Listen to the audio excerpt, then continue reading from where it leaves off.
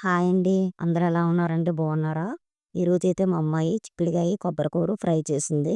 నేను పెట్టే వీడియోస్ చాలామంది చూసి నాకైతే కామెంట్స్ పెడుతుంటే చాలా హ్యాపీగా ఉందండి. నేను వీడియో చేయకపోయినా, నా కూతురు చేసినా మీరందరూ సపోర్ట్ చేస్తున్నందుకు చాలా ధన్యవాదాలు తెలుపుకుంటున్నాను. మీరందరూ నన్ను కోలుకోవాలని కూడా చాలామంది మెసేజ్‌లు చేస్తున్నారండి. నేను చాలా హ్యాపీగా ఫీల్ అవుతున్నాను.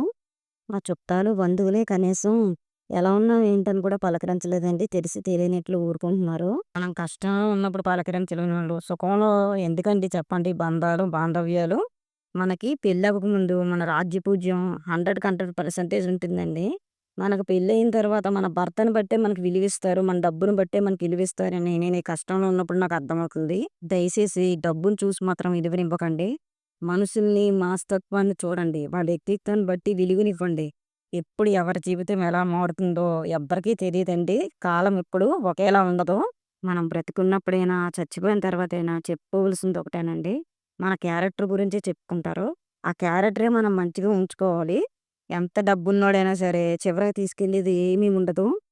డబ్బున్నోడు ఎప్పుడు ఇతరులకి హెల్ప్ చేయడండి. లేనోడే ముందుకొస్తాడు.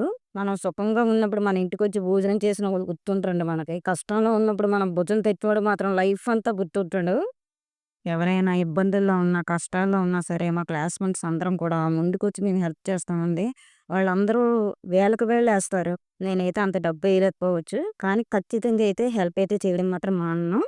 మా పిల్లలిద్దరికీ ఒకటే చెప్తానండి. ఎప్పుడైనా సరే కష్టంలో ఉన్నప్పుడు వాళ్ళు మనకు ఆశించి ఏమైనా అడిగితే ఖచ్చితంగా మాత్రం హెల్ప్ చేయమనే చెప్తాను నేను. మన పిల్లలకి ఇవన్నీ నేర్పగలిగితే మనం ఉన్నా లేకపోయినా పిల్లలైతే ప్రశాంతంగా బ్రతకగలుగుతారండి. ఎందుకంటే మనం ఒకళ్ళకి హెల్ప్ చేస్తే దేవుడు ఏదో ఒక రూపంలో మనకు తిరిగి ఇచ్చేస్తాడు మళ్ళీ. నేనైతే మాత్రం అసలు డబ్బున్నోళ్ళకైతే ఎంత రెస్పెక్ట్ ఇస్తానో నాకు తెలీదండి. లేనోళ్ళు ఎవరైనా ఉంటే వాళ్ళు ఏ క్యాస్ట్ వాళ్ళైనా సరే నాకేం ఆశించి ఏమైనా అడిగినా తినడానికి పెట్టమన్నా వితిన్ సెకండ్స్‌లో ఇస్తానండి. ఎక్కువ నన్ను అడిగేది ఒకటేనండి, టీ చేసి ఇమ్మంటారా? టీ అయితే పెట్టేసి ఇస్తాను. నన్ను చూసి చాలామంది నవ్వుకుంటారు కూడాను. చచ్చేటప్పుడు ఏం తీసుకెళ్ళిపోతాను చెప్పండి. ఈరోజైతే మా అమ్మాయి కర్రీ చేసింది కదా! చిక్కుడుకాయ కర్రీ. కరెక్ట్‌గా అయితే వీడియో అయితే తీయలేకపోయిందండి. అన్నీ వేసేసిన తర్వాతే వీడియో తీయడం అయితే జరిగింది. నేనైతే ఏం చెప్పలేదు. తనే చేసిందండి. కనీసం అల్లం వెల్లిపాయ పేస్ట్ కూడా వేయట్లేదు. ఎందుకంటే చాలా మెడిసిన్ వేసుకుంటున్నాను ఓవర్ హీట్ అయిపోతుందని. కర్రీ అయితే చాలా టేస్టీగా ఉంది. చాలా బాగా చేసిందన్నమాట. ఫైనల్‌గా చూసారా కొబ్బరి కూర కూడా వేసిందండి. చాలా టేస్టీగా ఉంది. కర్రీ మాత్రం ఈ స్టైల్‌లో ఒకసారి ట్రై చేయండి. మంటని సిమ్‌లో పెట్టుకొని నిదానంగా ఫ్రై చేసిందండి. కర్రీ టేస్ట్ అయితే అదిరిపోయింది. తప్పకుండా ట్రై చేయండి.